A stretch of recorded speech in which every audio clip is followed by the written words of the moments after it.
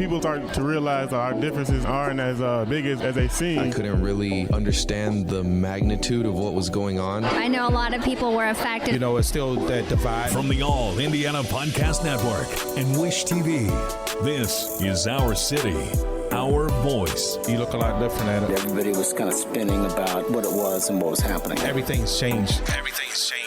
Presented by Buick. The regional airport in Seymour is not only a former World War II airfield, but the site of a fight for freedom. Tuskegee Airmen trained at Freeman Field and at one point risked their careers and lives in a showdown with military leaders. News 8's Cody Adams went to the museum at the airfield to bring us this story.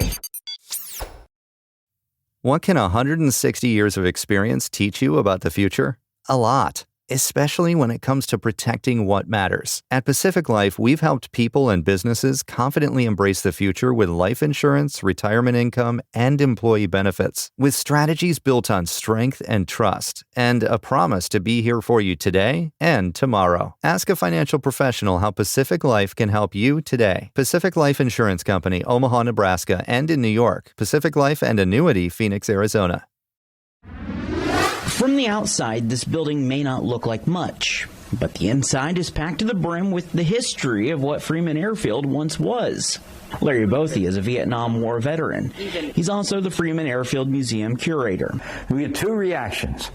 One of them is people say, I didn't know there was a museum here. And then they go, oh my God, I had no idea you had all this neat stuff. From 1942 to 1948, Freeman Field trained more than 4,000 pilots for the Army Air Corps. It's also the site of one of the most vital historic events in civil rights history. Towards the end of 1944, the 477th Bomb Group, known as the Tuskegee Airmen, was transferred to Freeman Field. They were there only 5 weeks, but the legacy they would leave lasted a lifetime. There's 4 bombs, 7 bullets, 477. It says, our hearts with our country, our eyes on the target. That tells the story of the airmen. It wasn't just about the enemy. It was about changing and improving the living and working situation for African Americans. Reg Duvall is a member of the Indianapolis Tuskegee Airmen Chapter, an organization dedicated to preserving the history of African American veterans who served during World War II. All African Americans were fighting against fascism overseas and against the type of treatment they were receiving here, with the hope and expectation of more full participation in the American dream.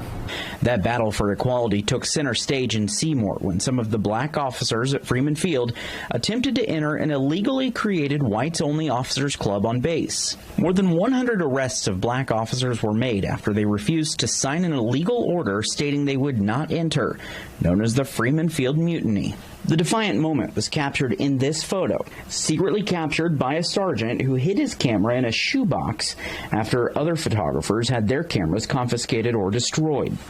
This made national news. There were some folks that were very concerned. It also served as a principal reason for, or contributing reason for, Truman to integrate the United States military. All but 3 men were released back to duty, and 2 of those men were acquitted. Lieutenant Bill Terry was not, though. He was found guilty for jostling an officer and ordered to pay a $150 fine and kicked out of the Air Corps. It wasn't until the 1990s that he was exonerated. So here they are serving their country, setting that example for even the Air Force today in terms of teamwork, leadership, and here they're arrested on the other side. The Tuskegee Airmen story caught the attention of a local Boy Scout by the name of Tim Molinari. He approached the airfield with the idea to honor the Tuskegee Airmen in a permanent way. They placed 2 statues on the grounds to commemorate the historic 5 weeks the airmen spent at Freeman Airfield and their contribution as a whole to the fight in World War II. There's also an endowment attached that will help in continuing to share the history. We'll be able to do educational things which will continue to tell people what's here and help preserve the memory of the Tuskegee Airmen Group. The statues now stand tall on a base where the airmen had to stand up for what was right, and now that history lives for generations to come. From Wish TV, this is Our City, Our Voice, presented by Buick.